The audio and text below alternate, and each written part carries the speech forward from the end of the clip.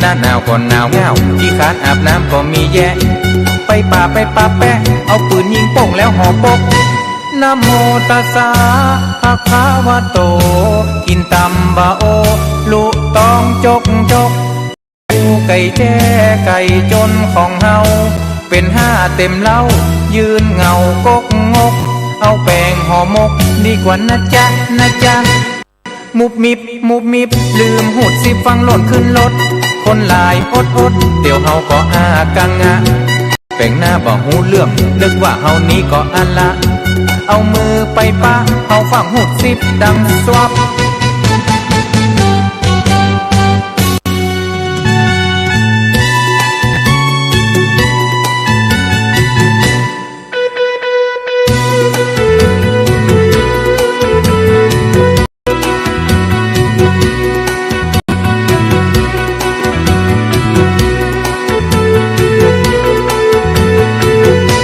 นะโมตัสสะภะคะวะโตกินตำบะโอลุตองจกไก่อูไก่แจ้ไก่จนของเฮาเป็นห้าเต็มเล่ายืนเงากกงกเอาแป้งห่อหมกดีกว่านะจ๊ะมุบมิบลืมหุดสิฟังหล่นขึ้นรถคนหลายอดเดี๋ยวเฮาก็อากังงะแป้งหน้าบ่หูเรื่องนึกว่าเฮานี้ก็อันละเอามือไปปะเอาฟังหูดสิบดังสวบ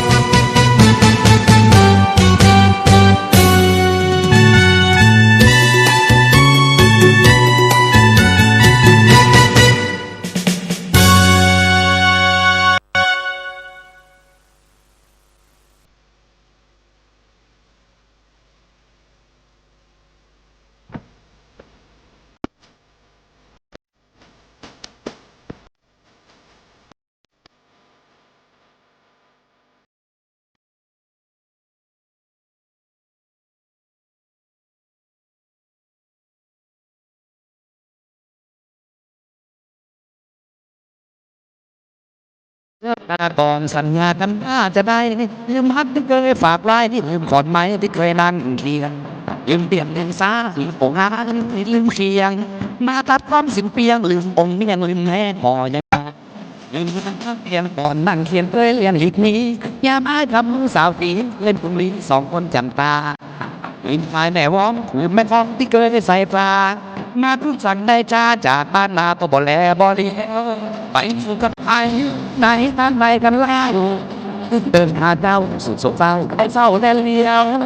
ติดจะได้บ่มีไอ้สักเสื้อสักเดียวต้องแห่งเดียวคนเดียวเป็นดีใครตาลืมไปแล้วกาน้องจำตาใจว่าใจดำจากนี้เป็นเว้นเป็นกรรมตัวมาซ้ำตัวไอ้บ่วางวันนั้นให้ขนมจากน้ำอ้อเกือบตายเดี๋ยวซ้อนหายได้จนน้ำลายต้องเป็นนั้นเป็นนี้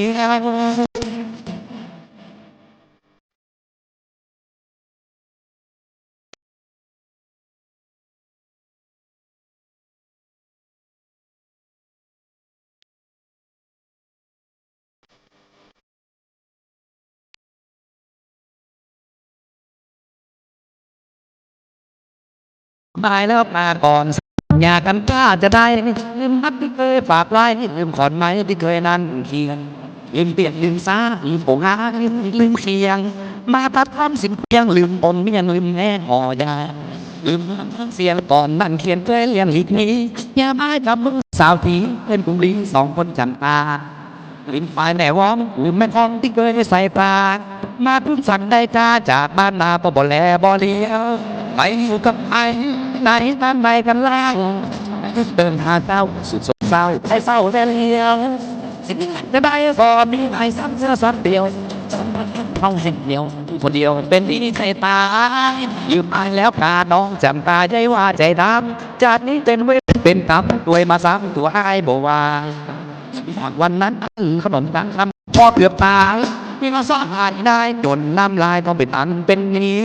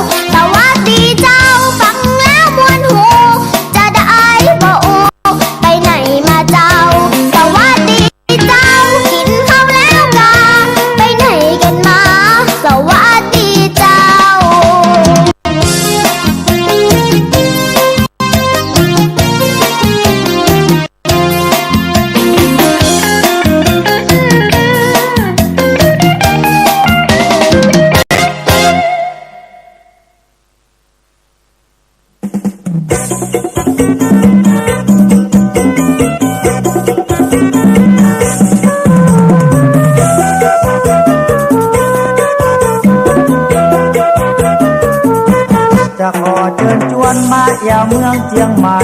เมืองล้านนาไทยพื้นบ้านล้านนาโดยสุเทพเป็นสีประเพณีเป็นสง่าหมู่ป่าชาติร่วมงามตางามลำขานนคร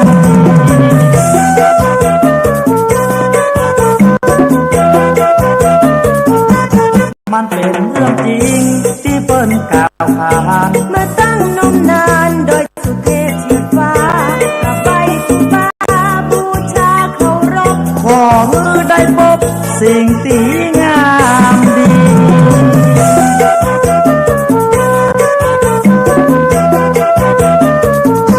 มีป่าเพณีที่ไม่เมืองดำหัวผู้จักกันทั่วของล้านนาไทยก่อนเล่นฟอนเตียนและกองสะบัดใจเดือนนี้เมื่อใดเฮาห่วมใจลอยกลางโลก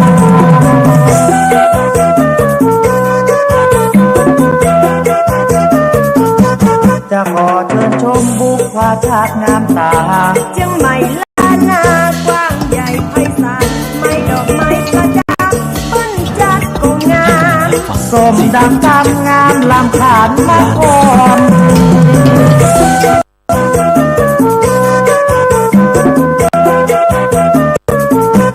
จะขอเชิญชวนมาอย่าเมืองเชียงใหม่ เมืองล้านนาไทยพื้นบ้านล้านนาโดยสุเทพเป็นสีประเพณีเป็นสง่า มุกภาษาว่างามตางามลำขานนคร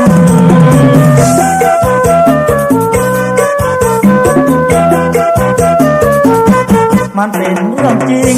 ที่เปิ้นกล่าวขาน มาตั้งนมนานโดยสุเทพเฉียดฟ้าประไฟคูบาบูชาเคารพ ขอมือได้พบสิ่งที่งามดี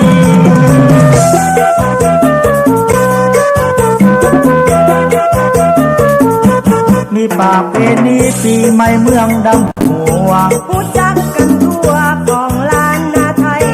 ก่อนเล่ฟอนเตียนและกองสะบัดใจ เดือนนี้เมื่อใดว่างใจลอยกลาดโพ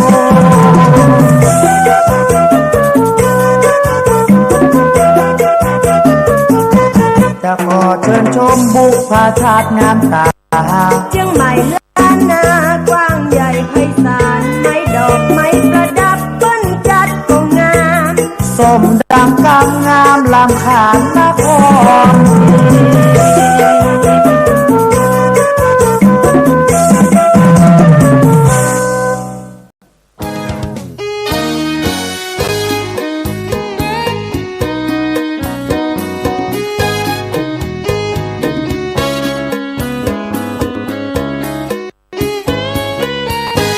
ม่วนกันกู้ปีงานประเพณีที่ควรยกย่องปีใหม่สงกรานต์แห่ไม่กำอำเภอจอมทองบะหมี่ในเมืองแม่ห้างแม่เฮือนแต่งตัวงามห้องหนุ่มสาวแต่งชุดล้านนาสองหนีบสาวทัดมาลาขบวนแห่มาหน้าพิชวนมอง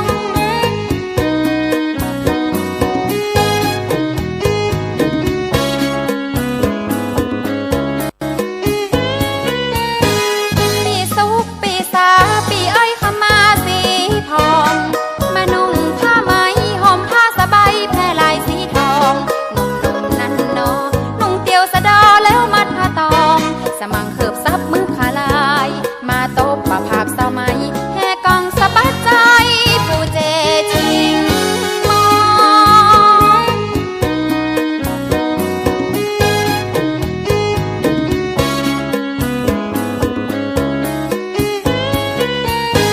เสียงกองเสียงกองเขาแห่ตบมองเพ่งมองขบวนลากน้ำแห่ไม่กำอำเภอจอมทองหนุ่มๆสาวสาวป้าแป้งนักขาวงามพองฟ้อนเล็บฟ้อนดาบมากมีเจิญแอวงานประเพณีปีใหม่ปีนี้ที่อำเภอจอมทอง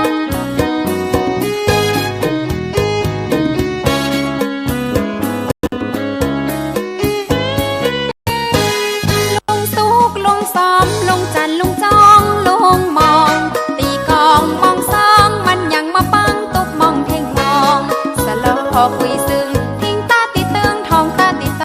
องชุ่มช่ำด้วยประเพณีเจิญมาพอของดีไม่กำสลีที่อำเภอจอมทอง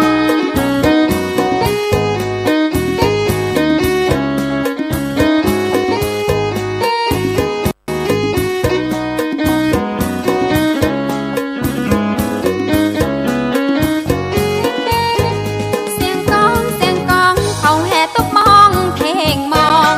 ขบวนลากน้ำแห่ไม่กำอำเภอจอมทองหนุ่มๆสาวสาวป้าแป้งนักขาวงามพองฟ้อนเล็บฟ้อนดาบมากมีเจิญแอวงานประเพณีปีใหม่ปีนี้ที่อำเภอจอมทอง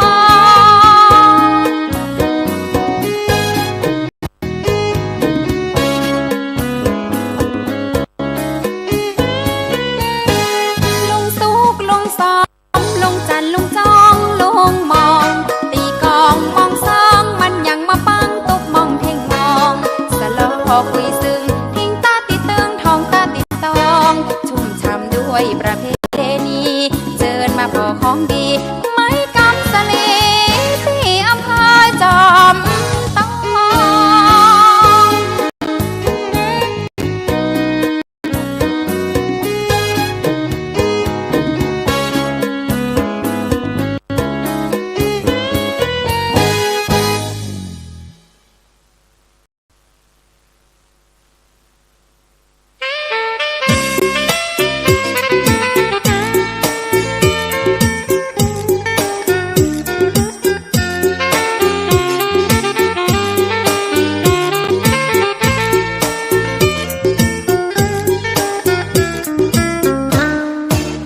กันน้องจะไปน้องก็ไปเหียกาบ่ต้องมาล้ำมาลาตัวอายนี่กาบ่คัดของเลยบ่ห้ามบ่ห่วงไปเตอผมห่วงแม่เขียวใบเตยถ้าอยากจะไปเลยบ่ต้องมาเอ่ยลาอายเลยนะบ่ต้องมาเอ่ยลาอายเลยนะเมื่อมันจางมันเก่าสองคนเฮาก็แยกกันไปบ่ต้องจำเรื่องเก่าเอาไว้แล้วเอาใหม่ไปเลยนะแยกเส้นทางเดินคนละเส้นบ่เฮอมีเวรกับกันแล้วบ่เฮอมีเวรกับกันแล้วกับกันแล้ว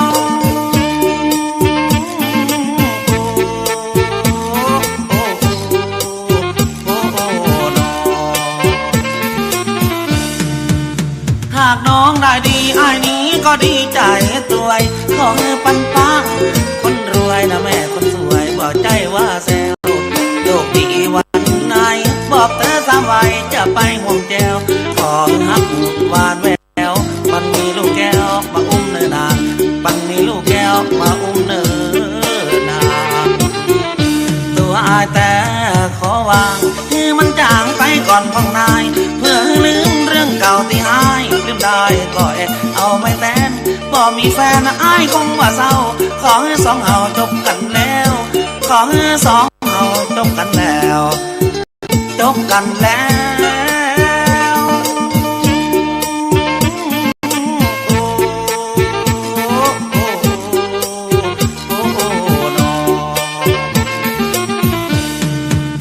เมื่อน้องเอาไปน้องจงลืมได้เลยลืมที่สองเฮานั้นเคยได้เคียงกันเลยร่วมฮักกันมาหายงงวันไหนลืมก่อนจะไปสอเอาไม่นาจงไปเถิดแม่ขวัญตาบ่ต้องปิกมาเพื่อนหน้าเลยบ่ต้องปิกมาเพื่อนหน้าเลย ท่านกำลังรับฟัง CM77 วิทยุอินเทอร์เน็ตล้านนา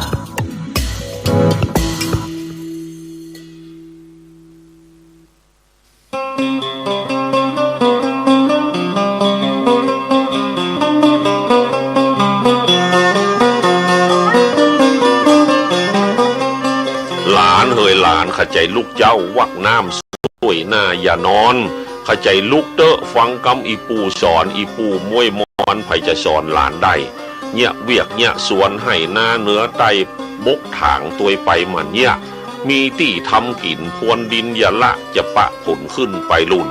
ปลูกฝังกล้วยไม้ใหญ่โตบะสูนเอาไว้เป็นทุนห่ำเฮียนปลายหน้าพ่อแม่เปิ้นสอนก็อย่างงอนหนีหน้าขึ้นเสียงว่าตาฮบคนที่เป็นโจรขโมยอย่าคบก้อยลบหลีกคือเลี้ยวโวยของเปิ่นวางไว้อย่าได้ยิบฉวยเจ้าของเปิ่นตัวหลานจักเสียหน้าบอกว่าลูกไผคนใดล้านค่าคือมีกิริยานอบน้อมหูจักถ่อมตนยอมคนแวดล้อมจังจ๋าอดอ้อนลำพันอวดดีอวดเก่งนักจังหักได้เหมือนกันจะไปดูถูกมันพ่อแม่เป็นเจ้าพ่อแม่เป็นเจ้าเนิ่นหลานเน้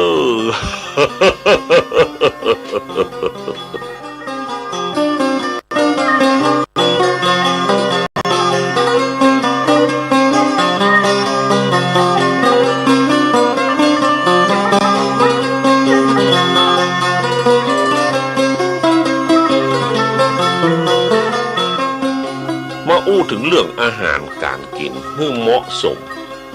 กินอาหารคือครบ5 หมู่ในปริมาณที่เหมาะกินน้ำสะอาดวันอย่างน้อย8 แก้วน้ำประปาน้ำต้มซุปน้ำฝนน้ำที่ผ่านการกรองน้ำที่ผ่านกระบวนการผลิตอย่างถูกวิธีหลีกเลี่ยงอาหารรสจัดเช่นหวานจัดเผ็ดจัดเค็มจัดเปรี้ยวจัดได้ของมักดองหลีกเลี่ยงของกินเล่นอันนี้นะครับเพราะว่าอย่างมันจะตุ้ยเธอลงไปวันหนึ่งถามก็ได้กินอย่างล้อไม่ได้กินอย่างล้อแล้วแม่บ้านบางท่านวันนี้จะเอาอย่างมากินมาตุกใจเต้นเด้อกับอาหารการกินของกินกับข้าวเจ้าล้านนาเขามีเปิดเลิกซึ่งพี่ไอ้หงคำกองอารินบ้านดอยใจมงคลอำเภอพานจังหวัดเชียงรายของกินกับข้าวล้านนาไทยมีหลายตามเปิงใจชอบมัก จะกินฉันรสใดเจิญบอกมาเนอน้อมเจิญตันติฮักบ่ต้องเก่งใจนะครับมโนในหัวใจพี่น้องมันเกี่ยวข้องปากต้องกำกินบ่ใจขอนไม้บ่ใจเสาหินมันต้องกินลูกคนเฮาต้องมันเหงาบ่ได้ของกินเมืองเหนือล้ำเหลือเยื่อไส้เจิญตามสบายนะพี่น้องของกินจะล้ำเมื่อยามต้องมันห้องมีอย่างพ่องนี่ลองฟังนี่ของกินบ้านเฮาอ่ะเนี่ยตามในการในสอบซื้อแหละเว้ยคนเมืองก็น้ำพริกเป็นนิดสักอย่างชื่อเสียงลือดังน้ำพริกตาแดงเนื้อเจ้าน้ำพริกเปิดถึงมือขาดเหือนกันแล้วนะครับน้ำพริกหนุ่มก็ล้ำเหมือนกันหนุ่มเท่าพักนึ่งรวมเอาบวบฟักน้ำพริกอีเก๋ป้าลุงก็ชอบมักกินปิ้งป่านึ่งมาแอมของล้ำเนื้อญาติมิตรพริกน้ำพริกอ่องแถมขี้เล็กลวกแอมบัดแตงหน่อต้มผักกาดจอใส่บะขามส้มยกลงกินเอาอุ่นฮ้อน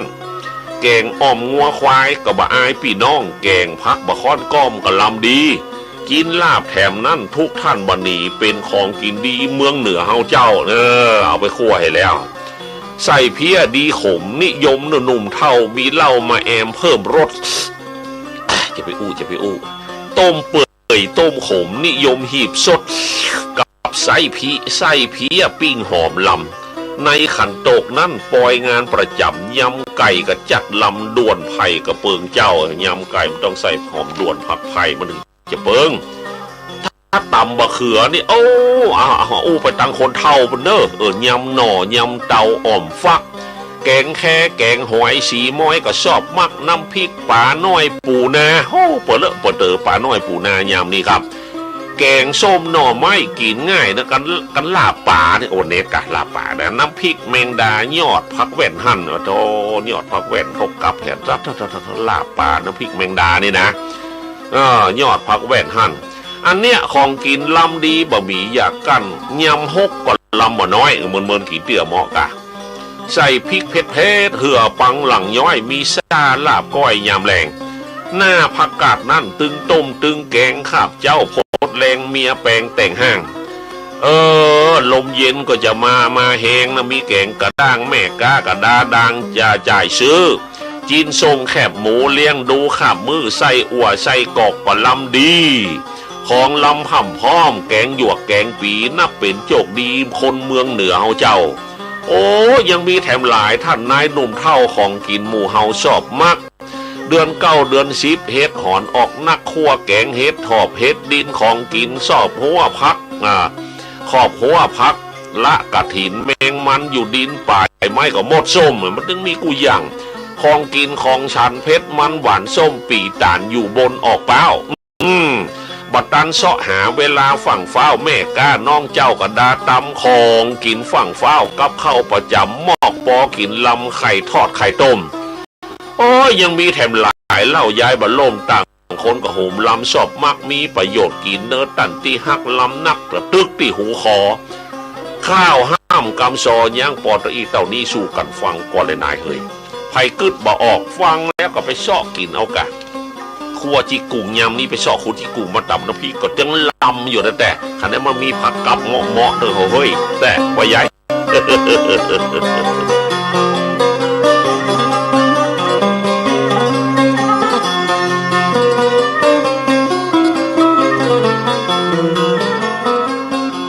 ก็มาฟังข่าวห่ำกับเมืองคนเฒ่าที่ไปนอนวัดนอนวาที่สอบไปฮับศีลแล้วก็ฟังเทศในธรรมจะออกว่าเป็นกัปได้อานิสงส์กี่กัปอย่างนี้เป็นต้นกัปนี่หมายถึงอายุของโลกเฮานะครับต้องหูตัวนี้ก่อนครับซึ่งป้อนานตอมสาธุเม36/4 หมู่ที่ 5 ไร่สันโปงามสุเปิงแม่แต่งเจียงใหม่ได้ประพันธ์มาเป็นข้าวห่ำข้าวซอคือความหูแก่ท่านผู้ฟังต่างบ้านคนโบราณเปิดงานบุญเปิดกับบละเป็กตุบวชพระกหวังอานิสงส์คนสมัยนั้นใจเป็นกุศลกลัวได้ไปลงนรกต่ำใต้มีลูกปอดใจไปบวชจนได้อานิสงส์แห่งอ่านนับถ้าบวชเป็นเนนได้16 กับเพื่อโพธิแม่เจ้ามารดา ถ้าเป็กเป็นตุโหดพระปิตาพ่อแม่สองราได้สากราบไหวมีอานิสงส์คงหลายกับได้ก้อยไขความในกระทู้คำอันว่ากับนั้นน่ะนับคนก็บ่ฮู้ก็มีหลายผู้หลายคนคือกับหนึ่งนั้นไขตามเหตุผลพระพุทธองค์ทรงบังเกิดขึ้นยังไปจนถึงเลิกบางหนาตื่นตามปกตื่นก้อนไก่เนี่ยฟังให้ดีนะครับเนี่ยฟังให้ดีมีประโยชน์หมายถึงอายุของโลกเขาตั้งไว้นับตั้งแต่ต้นลงมาเขาสีเนลุใหญ่กว้างยาวหนาเปิ้นมีมาตรา100 โยชน์แม่นมันพอถึงกำหนด100 ปีตั้งมีเทวดามาพัดเอาผ้าขาวบางๆมาวางกวาดปัดเอาโจนหินก้อนสูงคอนเขาสิเนลุราบหน้าลาบเป็นหน้ากองเรียบตามทำนองกับหนึ่งว่าอันปดโทธโมสังโฆกึดเอาเตอะโหเฮ้ยกล่าวถึงความหมายบรรยายสั้นๆอานิสงส์ธรรมดังนี้6 อย่างตัวกันไข่ปั่นบอกจี้ได้แก่พระเจ้า5 องค์สาระกับนั้นเกิดมา1 ตนจึงมาบันดลโพดขนโลกล่ามันดกับมี100 ปีตั้งหน้าพระเจ้าเกิดมาเตะต้องเป็นองค์ที่2รองมาเป็นน้องห้องว่าพระเจ้า2 องค์วระกับนั้นเกิดมาแถมตนมี3 พระองค์ทรงเกิดมาได้สารมันดกับเกิดในโลกใต้เป็น4 พระองค์ไขว้คบองค์ปัจจุบันปากันกราบนบคือว่าพระเจ้าโกดมพระเจ้าเกิดแล้วครบตั้ง4 ตนชื่อของพระองค์4 ตนนี้เจ้ากะกุสันโธเป็นองค์เก้าเง่าที่2โกนากมนะที่3กัสสปะ4โกตมะองค์ที่4ท่วนพอดีและอนาคต 2,000 กว่าปีก็จะเกิดมีพระองค์ที่5พระองค์ที่5ไปครับอริยเมตไตรต่อไปตั้งหน้ามดศาสนากับเนี้ยและสูญญกับจักไขบอกจี้บ่มีพระเจ้าสักองค์เกิดขึ้นในโลกตามความประสงค์จะว่างเปล่าลงจากขนโลกล่าเพราะผู้มีกุลสมบัติเก่งกล้าพระศาสดาเป่าว่างผิดพลาดอย่างใดข้อไหนเคลื่อนข้างขอยกโทษคืออภัยก่อนซอใหญ่จบไปเต้าอี้เต้านี้สู่กันฟังก่อนเลยนายเฮ้ยก็ขอขอบคุณยินดีกับปนันตอมสาธุเม36/4 บุรี5มาไร่สันปุงามโสปึงแม่แต่งเจียงใหม่ท่านมีความรู้อันใดศึกษาอันใดท่านได้เผยแพร่มาตั้งข่าวห้ำข่าวซอคือพี่น้องได้รับฟังกุศลอันใดที่ท่านได้รับก็ขอให้ได้รับเหมือนกันทุกผู้ทุกคนนะครับฉะนั้นข้าวห้ำกำว่ากับหมายถึงอายุของโลกเขาจะได้รับครับ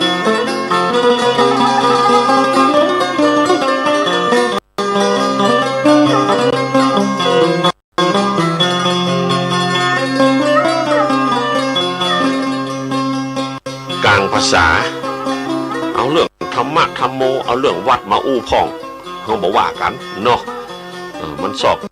ใจงูบะจูใจเขียดเปิงใจเปียดบะเปิงใจไม่การเปิงใจหลานมันเปิงใจคนเฒ่าสอบใจอย่างใดก็ฟังอย่างนั้นมูเลยดง64 มุที่7บ้านนาเมงตำบลแม่หอผ้าอำเภอแม่แตงจังหวัดเชียงใหม่เปิดเขียนข้าวห้ามเรื่องสาเหตุที่คนห่างวัดมันมี5 ข้อมันสาเหตุอะไรอย่างพ่องลองฟังนะครับแล้วท่านหันตัวก่อนท่านผู้ฟัง1วัดเลิกขวายปะท่อ9 โมงป่ายมันหิวเข้าเนาะวัดเลิกขวาย2ลูกหลานหลายอยู่เฝ้า3กัวตู้เจ้าขอเป็นเก้าศรัทธา4สังขาราบ่ฮื้อมันนั่งเมินลำไปงอแข่งงอขา5เงินบาทเงินตื้อ100 ตัวอันนี้เป็นสาเหตุคือคนห่างวัดเหมือนกันครับเอาเปิดเสียงดังๆฟังกันชัดๆที่คนห่างวัดก็บ่ใจอันอย่างมีอยู่5 ข้อขอให้จดจำจะเล่าให้ฟังว่าเป็นข้อ1วัดมันเลิกขวายบ่ใจว่าย่อสาเหตุมันนอพี่น้องเขาก็ตดปูจานเว้นตานจ่องก้องกินเวลาอันยาวไปเข้าบาดปอแห้งเก่งปอออกไข่เขาก็บ่ให้ไปห่วงการตั้งหน้าลดหับคนงานซะมานั่งท่ากลัวเสียเวลาตัดวิก ถ้าว่าวันศีลตรงกับวันติดก็ดีอยู่น้อยอย่างแขวนคนไปวัดนักเป็นหมื่นเป็นแสนตึงผัวตึงแฟนไปตามกันเข้ามันอย่างอันนะครับมันอูเนี่ยแต่ดาว่าสอบใจงูบรรจุใจเครียดใส่บาตรอาจารย์ก็อู้กันเด็กก็ตู้เจ้ามาอู้ต่อแถมจะสร้างตัดท่านจะแปลงตัดนี่ขอบริจาคอันนั้นบริจาคอันนี้เนาะแล้วก็เดี๋ยวปนหลวงขึ้นอู้แถมเมาะเรื่องการบ้านการเมืองเรื่องการพัฒนาโอ้มันเสี่ยงกับเสี่ยงเนี่ยฉะนั้นศรัทธาฮือตุเจ้าแล้วตุเจ้าฮืออย่างศรัทธาพ่องไปพิจารณาเอาเนอะเอาว่ากันไปข้อที่สองลูกหลานหลายปล่อยยายนั่งเฝ้าเปิงกำบะเก่าว่ามาลูกหลานหลายอุ้ยเท่าตายยากข้อสองอันเนี้ยสาเหตุปัญหาเขาเอาลูกมาละคือแม่นั่งเฝ้าเมียก็ไปโรงงานผัวก็ไปหว่านเข้าบ่เหมือนแต่เก่าโบราณเอาลูกไปฝากแม่เป็นเวียกเป็นการจะกินจะตานเวลามันบ่ฮื้อกันเจอลูกหลานให้ลึงด้านดื้อถุงตีนถุงมือขว้างซักสาเหตุข้อสองก็เขาก็เลยห่างเหินวัดเป็นข้อสองอันเล่ามาข้อสามตอนนั้นน้อมนบไข่จ่ากลัวได้เป็นศรัทธาฮับเสาหลายต้นแน่กลัวตู้เจ้าขอทำบุญหนุนโซนฮับเสาเลี่ยมมนแปลงวัดมันศาลาปาเลียนก็กำลังก่อมัดยังขาดหินอันทรายงามบ่ไปกายวัดกลัวตู้เจ้าถามบริจาคน้ำถามเงินเขียนเส้นแล้วก็มันไปเข้าไปวัดมันถึงดูเจ้าประเด็นนี้อันเสาวิหารก็มีเจ้าศรัทธาเถื่อขอเป็นปูนขอเป็นทรายขอสปะมันถึงโดนเข้าไปกับโดนมันถึงมันนักกับน้อยเด้อยามนี้ซ้ำให้กับประเด็นนี้นะตั้งโรงเรียนก็ขอผ้าป่าตั้งวัดก็ขอผ้าป่าบึดก็ขึ้นเฮือนใหม่บึดก็งานศพหาเงินประวัติตันอย่าบอกคือจำเป็นหอมไปตามศรัทธาเขาบอกว่ากันเนาะคิดเหมือนกันเนี่ยสาเหตุข้อ3บ่ใจอุเล่นพ่อกัวได้เป็นเจ้าศรัทธาข้อ4ต่อเนื่องเป็นเรื่องปัญหากับสังขารานั่นมันบ่ฮือเจ็บเก่าเมาหัวหูตามืดเป็นลมพิษปวดกัดโอ้ยลำบากหัวใจคืออยากจะไปวัดเจ็บปวดตามเส้นเอ็นในหัวเข่าข้อแข้งลูกยากเหลือใจตุกชลาภัยวัยทองเกินค่อนข้อ5ปัญหาสาเหตุคดย้อนเกี่ยวกับเงินทองจ่ายรับเงินบาท100ตัวหิมาหากับนับเสาะบ่ได้เวลาก็เลยห่างเหินวัดบ่ได้ไหวสา5ข้อเล่ามามีเป็นดังอีเต้านี้สู่กันฟังก่อนในเฮ้ยเป็นความเห็นของท่านผู้เลยดง64หมู่ที่7บ้านนาเมงตำบลแม่หอพระอำเภอแม่แตงจังหวัดเชียงใหม่ว่าศรัทธาห่างเหตุสาเหตุที่โคนห่างวัดมีอยู่5ข้อก็คงเข้าใจภายมีความเห็นอย่างใดอำนวยก็บอกว่าอย่างนะครับมาสอนลูกสอนหลานนะครับพี่ไอ้หงคำกองอารินบ้านดอยใจมงคลอำเภอพานสิทธิการโวหารข้าวจ้อยลิล่ำถ้อยต่างซ้อยบุผาฝากเติงพี่น้องพวกพ้องวงศาล้านนาข้าวเครือตกเหนือออกใต้บ้านเมืองสมัยยุคไฮเทคได้ละอ่อนไฮไฟมันเพิ่มนักหูซึกตกใจท่านนายที่ฮักละอ่อนพันใหม่ไทยเฮาสอบเฮียนกันนักหูมักม่วนเขานิยมเอาวัตถุนำหน้าห้ามก็บอกฟังในตังให้บาสินทำมาห่างละเอาเหล้าเอายาเป็นสารณะบัจจะสิ่งเสพมอมเมาละอ่อนประเดี๋ยวนี้น้องพี่เฮาเขามีเสรีเอาบ่าวสาวใจกล้ามันติดเปื้อนติดฝูงมาแล้วเนาะบ่ฮู้คิดอะยังตั้งหลังและหน้าเสพสมกามาบ่ฮู้ม่วนปุ่นอยู่หอพักกึดแต่ม่วนกายลวดลายเจิงจู้บ่ฮู้โตดอันมันมีข่าวคราวได้ฮู้มีกู้เดือนปีสาวไปเสียทีจนมีต้องหั่นแต่กะเอาแต่ใจตัวบ่กลัวบ่ย่านยิ่งห้ามยิ่งยันอย่างยุบ่เป็นนางสาวยังบ่ได้บรรลุนิติภาวะอันใดลูกสาวมีต้องที่ต้องตุกใจพ่อแม่น้องนายเสียหายอายหน้าบ่โถหน้าบ่ตันมนก้นบ่ตันกว้างก็จะเอาผัวแล้วรอดเสียเงินจ้างหมอทำแท้งบีบฆ่าอนาคตเฮาเน่าแล้วหูไปถึงไหนน้องนายร่างแค้วอายไปถึงหั่นเนอนายยาบ้าแถมนั่นที่มันขยายสู้ละอ่อนไทยนักหลายเพิ่มเข้าบ่มีกุนอะอย่างมีอันเหมือนคล้ายผี ให้ผีบ้าผีบอเมาเสพติดใจเงินไทยปบหล่อลู่ขอลู่จริงป้นยิงฝันฆ่าพิษยาเข้าใจคิดไปให้บ้าอนาคตมันแน่ละคุกติดคุกบ่ให้แต่ตัวยังพัวพันตุกไปถูกพ่อแม่เอาพ่อแม่ตุกตัวนอกละอ่อนประเดี๋ยวนี้มากมีปัญหากล้าของเงินตาก็บ่มีแล้วเจ้าฟุ้งเฟ้อเห่อกันหู้หันแล้วก็เศร้าค่ำพ่อแม่เอาอวยซับบ่ฮู้กล้าของเงินมัวเพลินแต่รับเอาจากพ่อแม่รายเดียวอันพ่อแม่นั่นอกสั่นเป็นปิวลูกม่วนยอกเคี้ยวกินกันเอวเล่นพ่อบ่คิดการไกลอันใดสายเส้นสาระตัวเองบ่ฮู้คิดแต่ใกล้ตัวเมามัวเจิงจู้พ่อฮู้ดูจากทีวีศีละธรรมะหนีละห่างหนีธรรมะบ่มีจีวีก็หยาบยุ่งอนาคตเขาคิดเอาและสะดุ้งคงยุ่งลุงลังกว่านี้เนี่ยคนใหญ่ตั้งหลายจ้วยไข่แจงจี้เป็นตัวอย่างที่ดีงามเล่าเสรีนั้นขอตั้งคำถามว่ามันดีงามดังใดท่านเจ้าดีงามที่ไหนท่านเจ้าเมื่อคนใหญ่หันดีงามอย่าเล่าลูกหลานก็เอาอย่างไว้คนใหญ่เฮานะเอาท่านไทยเปลี่ยนนิสัยได้คงจะดีบทนี้ลาทีสวัสดีเจ้านี่สู่กันฟังปอเลยนายเฮ้ยเนี่ยมันก็เฮียนคนใหญ่นั่นแหละครับละอ่อนพันใหม่มันเหลิงลมเอาวัตถุนิยมออกหน้าสิ่งเสพติดชื่นชมเสรีเรื่องเพศเนอะเอ้ยต่างเลวร้ายชอบกล้าบ่ฮู้เรื่องศีลธรรมนะครับ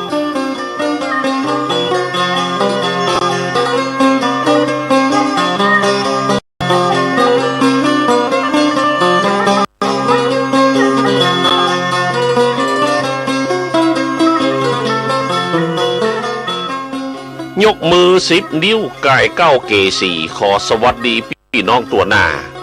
เจิญฟังรายการเต้านางน้องล่าข้าวห่ำลานนาแต่เนิ่นอย่าเอาใจไก่ปล่อยปีนี้เคินแต่งสารข้าวเอิญเนนาย6 โมงเมื่อเจ้าลูกหลานตั้งหลายก้อนกินข้าวงายมาฟังใจหนังอู้สล้อซอซึงสลับเปลี่ยนกำอู้ฟังก็ม่วนดูมากนักเฮ้อจะไปฟังไปที่ไหนโลเจ้าลูกหลานลักละป่อนั่งอู้คนเดียวฟังกำคนเท่าเตอะจะได้ฉลาดเฉลียวอู้จ๋าหยอกเคี้ยวฝากมาถึงเจ้าฝากมาถึงเจ้า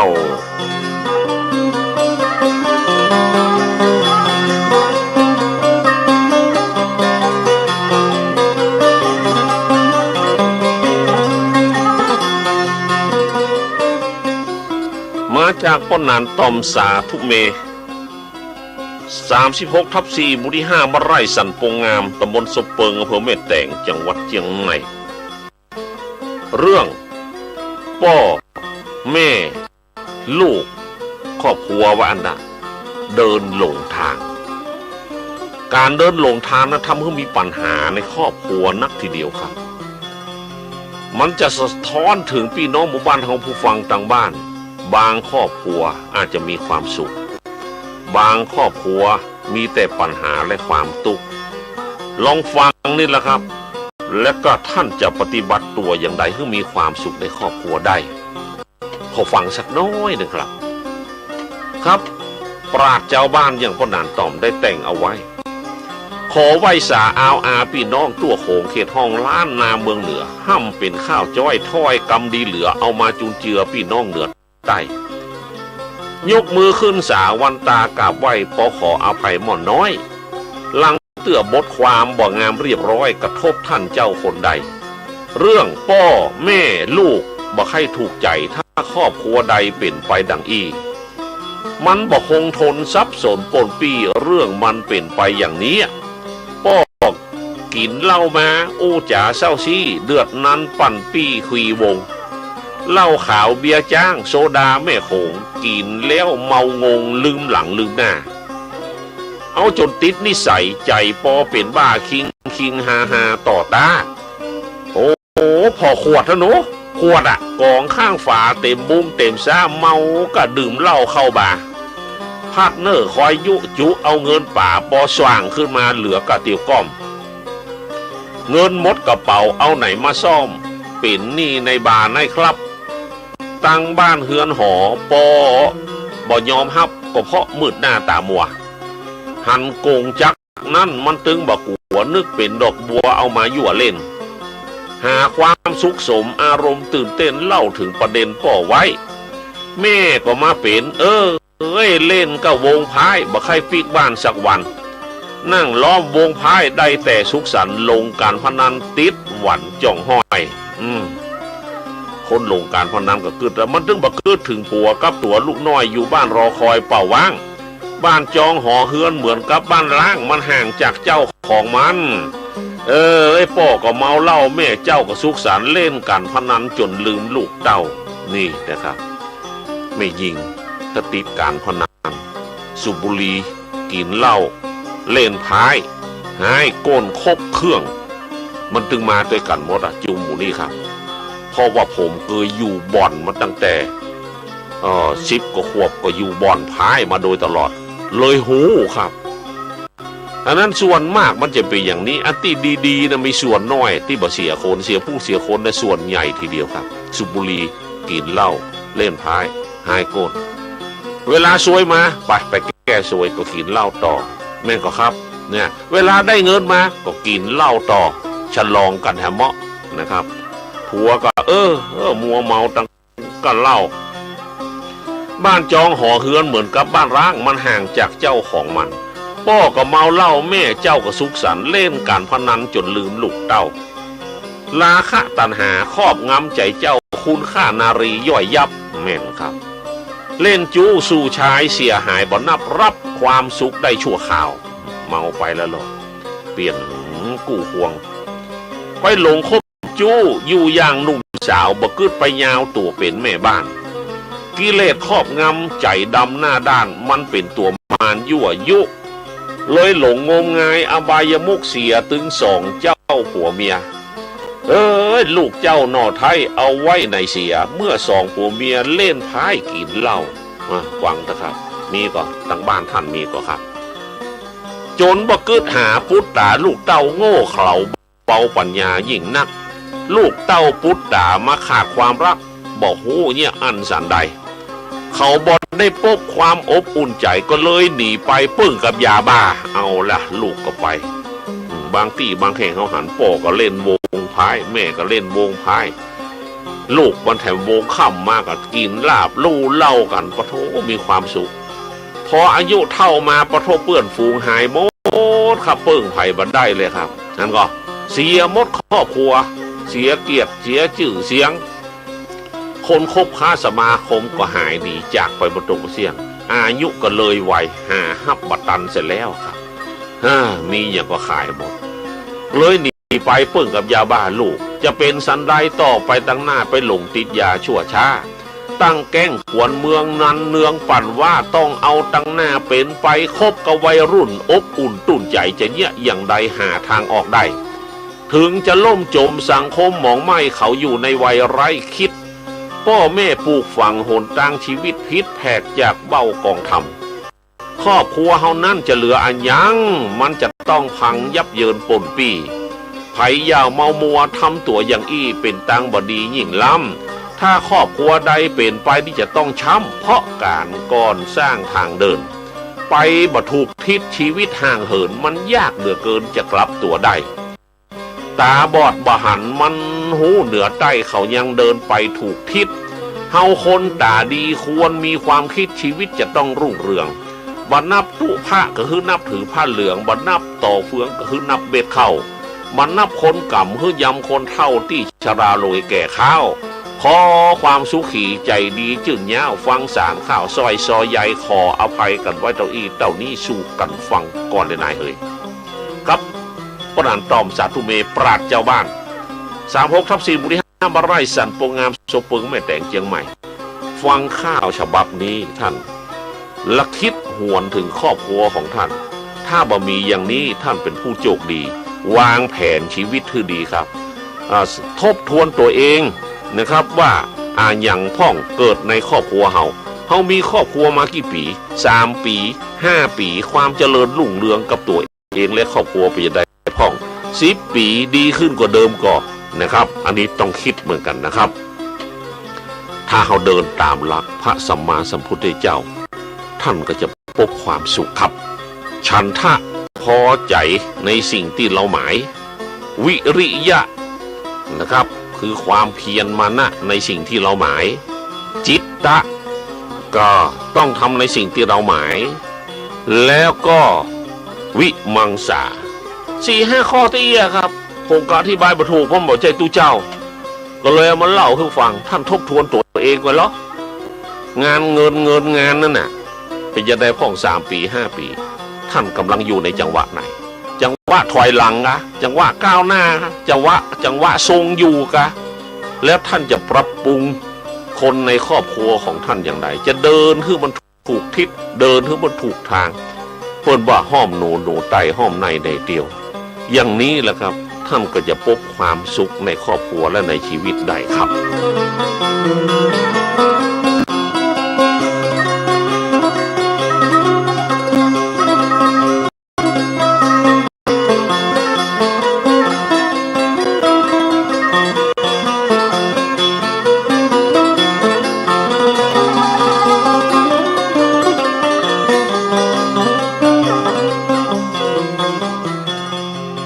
ข่าวดีถึงชมรม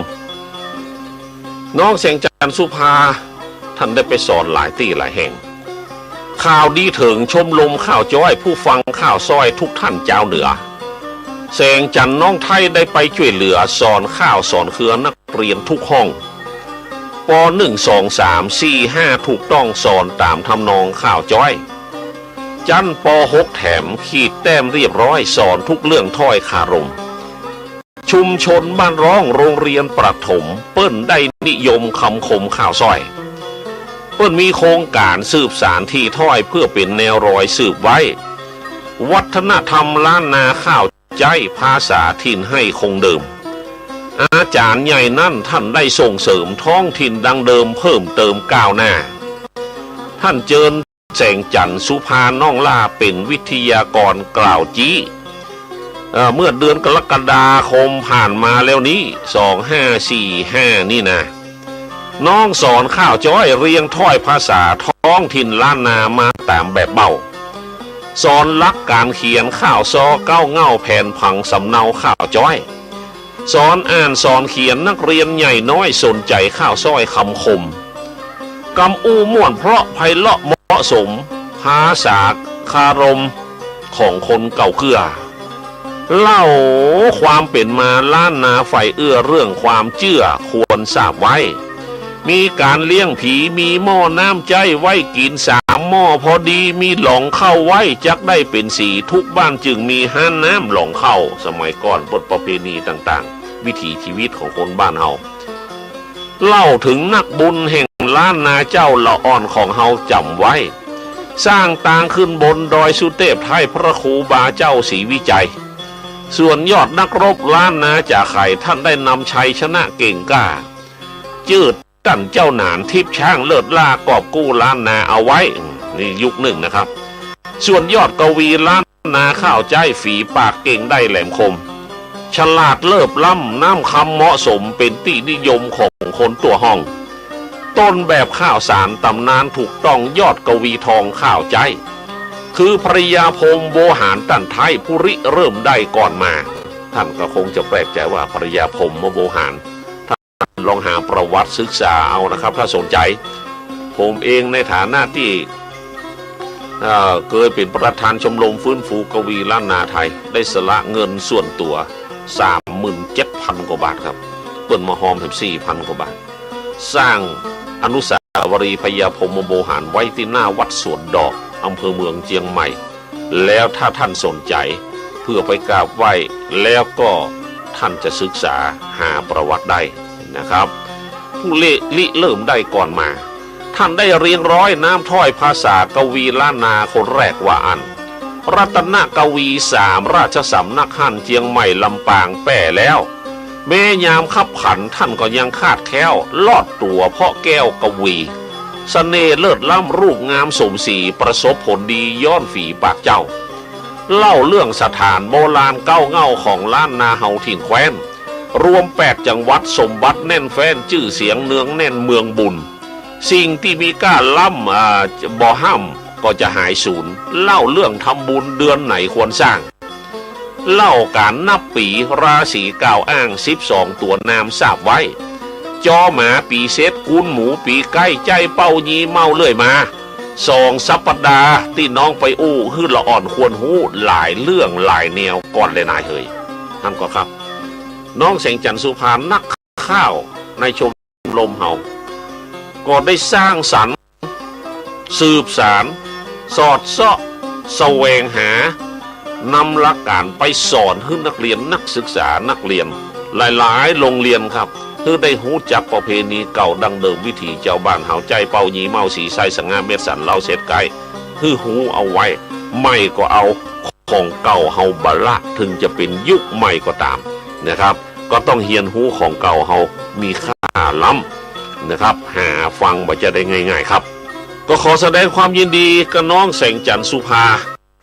13/1 โซปอร์ตมุทิ3ตำบลร่องอำเภองาวจังหวัดลำปางได้สละตัวเองเป็นวิทยากรสอนเรื่องข่าวห้ำข่าวซอระประวัติเมืองเหนือหลายๆจังหวัดทีเดียวครับยินดีตัวนักๆนะครับพี่น้องท่านผู้ฟังที่ฮักครับเนี่ยการทำตัวคือเป็นประโยชน์ต่อสังคมส่วนรวมนะครับเผยแพร่ความรู้กันต่อไปอันนี้เป็นบุญครับความสุขที่ได้ฮื้อได้ปั่นได้แบ่งฮื้อคนอื่นได้รับความรู้อันเนี้ยบนบอกว่าท่านจะจุดท่านจะสร้างพระเจดีย์10 ยอดยังบัดเต้าท่านจุดตะเกียงดวงน้อยๆคือคนเดินในที่มืด1 ดวงชั้นใดก็ชั้นนั่นทีเดียวล่ะครับ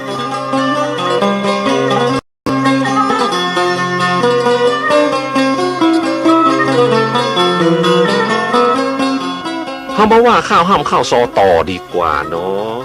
ข้าวห้ำเรื่องของคนดีอันอย่างที่เป็นของคนดีก็มันดีไปเสี่ยงหมดนะครับซึ่งปราดอย่างป้อนนานตอมสาธุเม36/4บุรี5ไร่สั่งปงงามตำบลสะเปิงอำเภอแม่แตงเจียงใหม่คือผมมาห้ำให้พี่น้องได้ห้ำฟังคำว่าของคนเรื่องคนดีเป็นคนดีมีศีลธรรมไว้อย่าได้เอาใจประดับจิตใจเป็นคนดีนี้ชีวิตสดใสเป็นผลกำไรสืบไปต่างหน้าถ้าเป็นคนดีบารมีแก่กล้ามีคนศรัทธาหน้าครบเกิดเป็นคนดีมีคนเคารพพบนักปราชญ์ได้ทุกคนเป็นคนดีนั่นมันสร้างกุศลบ่มีกังวลใจตนเลี่ยนเกี่ยงเฮาเป็นคนดีบ่มีหนามเสี้ยนได้กระทำความเพียรไว้นักได้เป็นคนดีพี่น้องปองรักไผ่ก็โอบอ้อมอารีเป็นคนดีแล้วต้องมีศักดิ์ศรีศึกษามาดีวิชาเก่งกล้าจะเป็นคนดีต่อนี้ไปหน้าไผ่ตึงมาคิดคดเป็นคนดีพอการทรยศบ่ผ่ากดขึ้นกับเฮาเป็นคนดีแต่มีเปื่อนแก้เงาคอยช่วยเหลือเฮายามเมื่อต่ำไต่ตกน้ำบ่ไหลตกไฟบ่ไหม้มีคนอุ้มชูช่วยกำเป็นคนดีไปน้ำใจเลิศล้ำมีเมตตาด้วยคุณนาเป็นคนดีไว้ใจมุทิตาและกรุณามาบังห่อหุ้มเมื่อเป็นคนดีรักษาตัวกุ้มบ่มีไผ่ตุ้มขว้างละต้องเป็นคนดีมีอาชีวะสุจริตด้วยศีลธรรมเป็นคนดีนั้นไร้เวรไร้กรรมอาชีพที่ทำบริสุทธิ์ด้วยคือเป็นคนดีบ่มีแซงซวยศัตรูขอตัวผูกมิตรเป็นคนดีตึงบ่มีพิษภัยหันก็ต้องเอ็นดูเป็นคนดีนี้บ่มีศัตรูฟ้าก็อุ้มชูดูผลดีได้เป็นคนดีมีแต่คนไหวความสุขสบายเช่นล้ำเป็นคนดีไปใจใสเหมือนน้ำซ้ำสะอาดด้วยกายาเป็นคนดีผีคุ้มเตื่อมตุ้มรักษามีเทวดารักษาพ่อเฝ้าเป็นคนที่ดีมีศักดิ์เป็นเจ้าดุจดั่งดวงดาวอยู่ฟ้าเป็นคนดีมันถึงมามีตามจ้าอยู่